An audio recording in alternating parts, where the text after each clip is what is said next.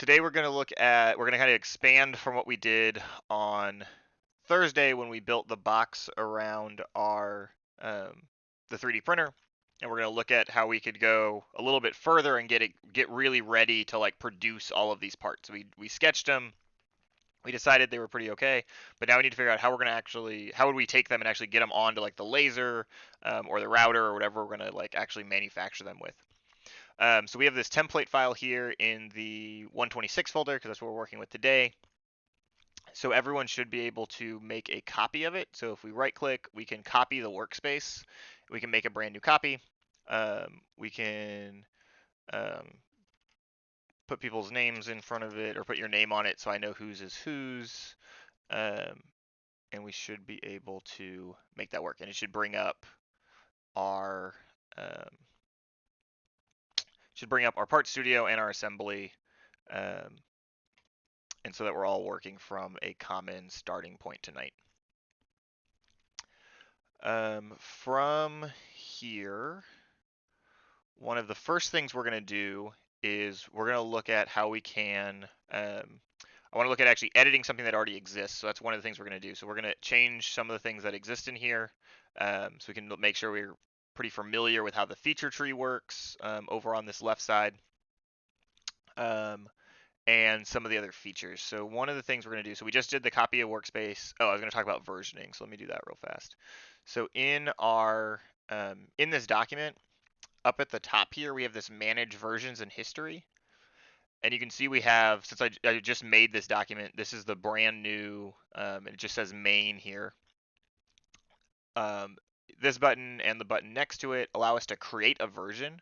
So as we're modeling some project, if we're building parts of the robot, especially if there's any point where we like actually build something, we want to make sure we version it so that we can go back to that point, and then we can like start making changes again from there. Because it's very possible if we like maybe we're building an intake for some year and we have some version that works okay, everything's going all right, and then we're like, okay, we're gonna make some changes and try to improve it. If those changes end up making it worse, we want to make sure that we can revert everything back to the old version, figure out why that one's working, and then try to improve it again, starting from that working version and not having to like try to remember how things used to be. So if we create a new version, we can name it whatever we want, V1, starting point. It doesn't. You can name it, describe it, whatever. There's a bunch of characters, so if there's a reason why something's happening, we can name things. This also lets us merge and make branches and things too. So if I wanted to, I can branch to create a workspace. So say we have two people working on the same thing and they're both trying to test different improvements. You can branch to create a workspace, and you can almost be working in a different version of the same document, but they share the same history. So there'll be like a different little path here. So I actually click branch to create workspace, B2 or B1, and now you see this little yellow line. So you'd almost have two different paths going forward. So we could be working on two different versions of parts of the robot, and then decide which one is better at some point, and we can merge it back into like our main version. So this is really useful when we start all working on the same projects, or on if we have multiple people working on some part. This makes it way easier than even what we were able to do in the past with GrabCAD and OnShape and things. This is a much nicer system for it, and we can keep a really detailed history. You can see what the actual changes were, if there were. There's not changes currently because these are all the starts of this document. But yeah, that is very helpful in what we're doing. Okay, so now, yeah, everybody should have their document. One of the things I hadn't pointed out in our actual specific trainings yet, but I wanted to, is that there is a quick way to look at all of the keyboard shortcuts. So if you just click on this question mark up next to your name and go to keyboard shortcuts, it brings up a big list of every keyboard shortcut that exists. So it's super handy to start learning some of these, as you can get a lot faster if you're not always having to like search for the button that you need to click with the mouse. And we can just get a lot quicker with sketching and moving things in space. and anything else that you can do with the keyboard shortcuts. There's no, there's currently not any way to change them. But it's somewhat nice though, because if you pull up anybody's document, or if you pull up if you're like helping somebody else once we're more in person and you're on somebody else's account or something doing something, all the keyboard shortcuts are going to be the same. But they allow you to do a lot of things very, very quickly with just having the keyboard shortcuts when you're CADing on your computer. Okay. So what we're going to do next is we're going to talk about variables. So a lot of times there's certain things that we like as we were CADing this document, we knew the thickness of the material we were using, and we just put in this we put in 1/4 of an inch everywhere to just make it easy for us while we were CADing this. But maybe our material is not actually 1/4 of an inch. Maybe the material is a little bit smaller. Sometimes we'll have stuff that's like 6 millimeters. Sometimes we'll have stuff that's 5 millimeters. It just kind of depends. We use something close to 0.25, but it's not actually, or even if we measure something that is 1/4, there's some tolerant stuff. So maybe the sheet of plastic we have or wood is only 0.24 and not 0.25. If we want everything to fit really nicely, we want to be able to quickly change the material thickness or some other property of whatever we're building. But right now we'd have to go in and do it in every single place that we put 1/4 inch in here, right? So we'd have to go into like this initial base extrude, we'd have to edit it, change this number, we'd have to edit it wherever we did like this sketch has a 0.25 in it somewhere, like down here, we'd have to edit it there. So you'd have to go through and continually change it in multiple places, and if you forgot one place, it's not going to build quite as nicely. So what we can do is we can assign a variable that we basically allows us to name some number, and then instead of typing 1/4 inch, we could type that variable name, and then we only have to edit it in one place to edit it everywhere in the document. So to do that, we're going to insert a variable. For some things that aren't like easily located on here, if they don't have a keyboard shortcut, it's super easy to use the search for tools. So there's a box up here. We can just click in there, and I'm going to type variable, or start typing variable, and it'll show up. And then now it inserts this little variable box. I can name it, so I'm going to name it thickness, because that's what the variable represents. And then I'm going to go ahead and make it, or say the material that we're using is like 0.2 thick instead of 0.25. So everything's going to get a little bit thinner. We'll see how that works. So if I hit check, we have this length variable.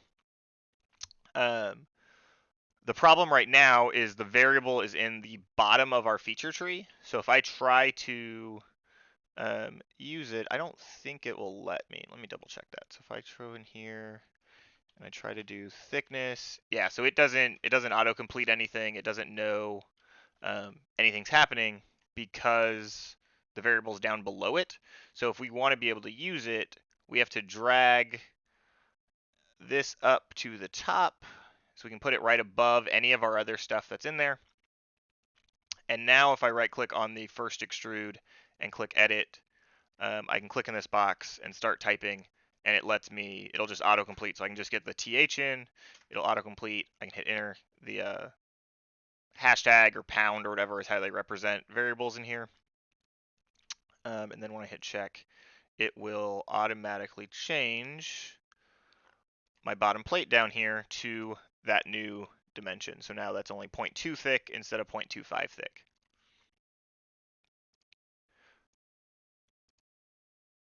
All right, so moving forward, we're going to go through and we're going to find all the other places that we did 0.25 in this document and change those to the variable names.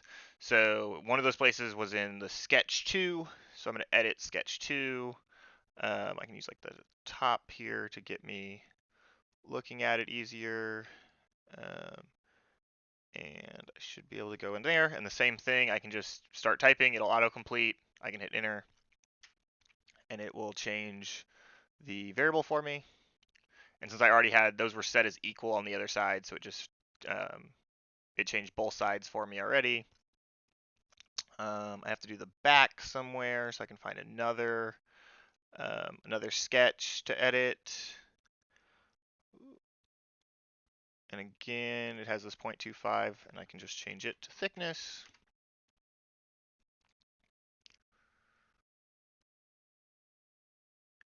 Everything should update. And then we have one more part, right? We have the top here,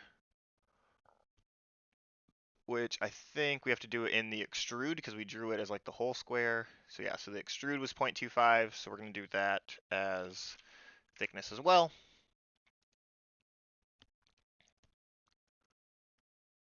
And hopefully, as we come in, so yeah, so everything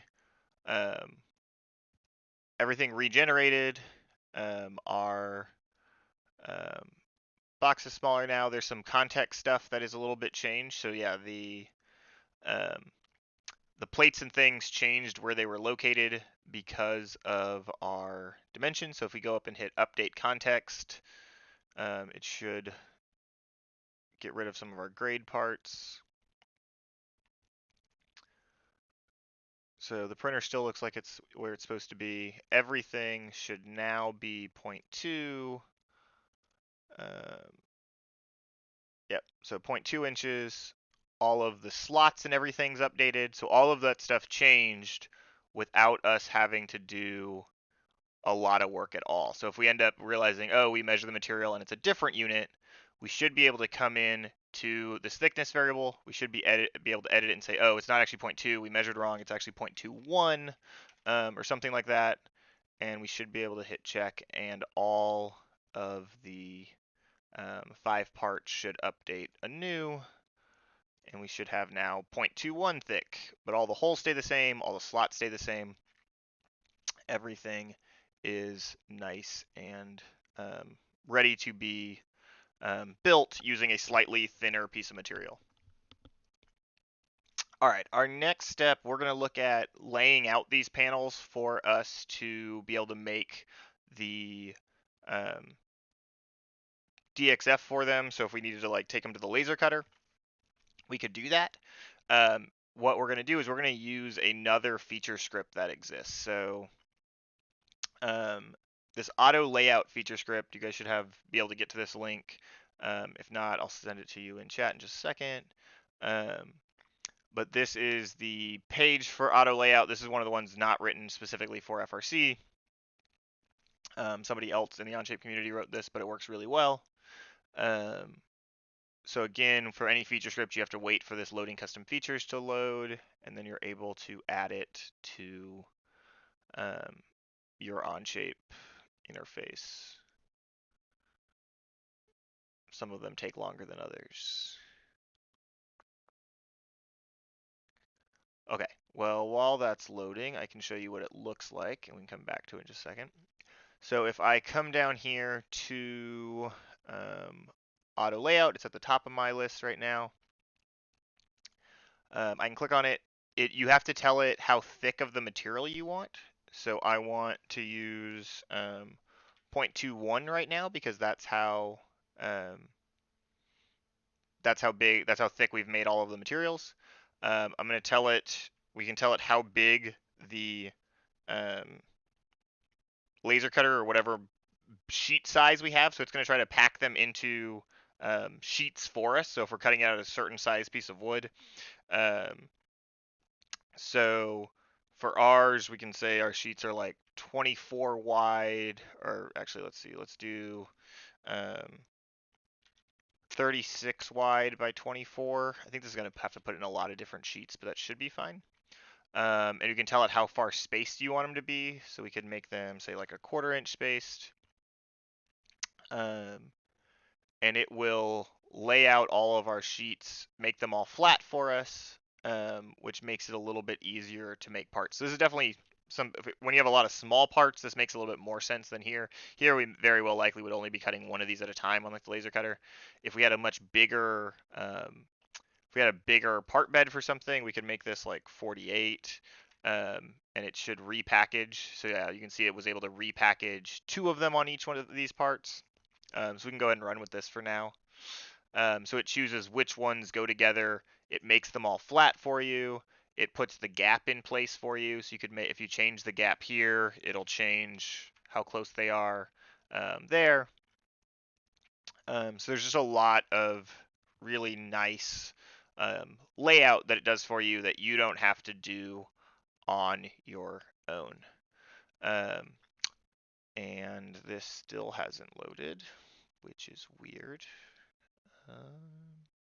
Should have loaded by now.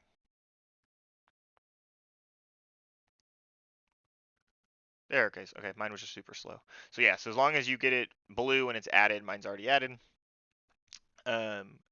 you should be able to do the same thing. And now we have this auto layout. So this is definitely one of the ones you want to keep at the very bottom of your feature tree. And then when you don't need it, you can just right click on it and hit suppress. And then we have our box back. And then when we're ready to go back and use it to be able to cut it out, we can unsuppress it and we get the layout again ready for us to go on to the next step of figuring out how to machine things. All right, so the next step is to actually be able to produce the DXF files that we need for the actual laser cutter. We also use DXF for if we were just importing something for 2D cutting on our new router. So with that, we're going to use this app called Kiri Moto, which it's like an online CAM package, and we're not going to use a ton of it. We're not going to program everything in it. We're just going to really use it to get us the DXFs out easier.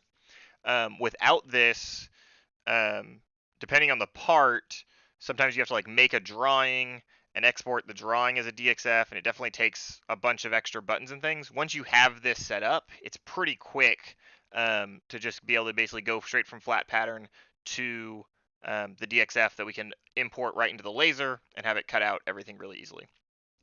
So we can go ahead and click on the Kirimoto link, and it is an application. So you do have to, I already have it installed, so I'm not going to be able to tell you exactly what buttons to hit, but it should be like add or select free plan or something like that.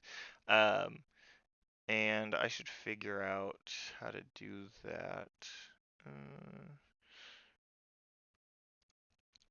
All right, so yeah, so when you click when you select this, you should just have to type in your password, and you should have the application ready to go. For different applications in OnShape, some of them ask for a little bit more. This one doesn't ask for that much. It may ask you to authorize when we actually go to use it here in a second, but it shouldn't have to do too much. So if we're back in our sheet and everything is flat, once you add it, you may need to refresh your tab just to make sure it's loaded. I'm not entirely sure if you have to or not, but it doesn't hurt. And to use applications, once everything is loaded again, it should just be a second, we're going to come down to insert new element, application, and you should have Kirimoto listed as one of your applications now. The first time you click on it, it may let you have to do some things. I'm not entirely sure. Oh, it left the other parts in there. Interesting.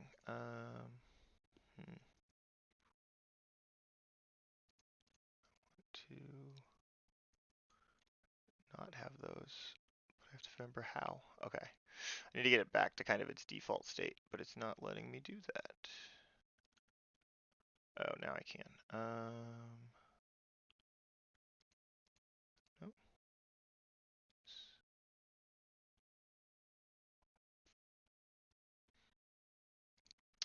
Okay, so when we do it, I've fixed some things, so now mine doesn't have all the pieces again. When we click into Kirimoto, it should just be a blank graph for us, and it should let us import documents. So depending on what we're doing, for smaller parts, we may want to import the entire part studio. We can also import individual parts. If we import the whole studio, it will already be in our auto layout.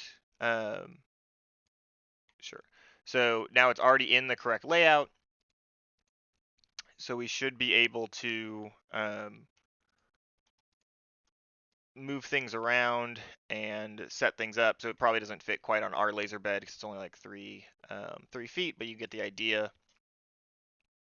To select multiple parts, you can click on a part. If you shift click, you can select multiple parts and move them, and everything actually moves around together since it's all imported as one big part studio. This example would make sense with a smaller part, or if we were doing this on a much bigger, like if we had a 4x8 router where we could do 4 foot by 8 foot whole panels, we could do this on that and it would do the full layout for us automatically there. So we're going to actually, what am I going to do? I'm going to remove, I'm just going to delete all but one of these panels to make this a little bit easier for us. So this definitely would fit on our laser. So if we were going to actually make these parts, we would rough cut the piece of wood out a little bit larger than this, and then we would run the laser to cut these panels like that. Yeah, so what this lets us do though is it lets us nicely get a DXF. So depending on your machine, it's not going to be the right size right now because nothing is set up. So we do have to come in and do setup machine. We're going to get it configured to where we have a specific spectrum configuration. Like I haven't done enough testing to know that that's for sure what we want, but we can basically set up how big the laser is. I think it starts defaults to FDM. We want to start at laser for what we're doing. You can change like the machine size. You can change some of the G-code stuff because it'll actually write it'll write out all of the software to actually run the laser if we wanted to. We don't need it to do that. We're just trying to get DXFs out of it. So as long as you have laser selected and you set the width and depth to something bigger than the part, so 900, 600 works fine for right now. And then we're able to just save that, and you should get the bed should look a little bit better for you now. It should look like this. And once that happens, we're able to hit slice, and that slice button will basically show us what does the 2D cut actually look like. You may have to do a couple things over in laser. I'm trying to remember all the things I had to reconfigure in this because I did have to play around with it a little bit.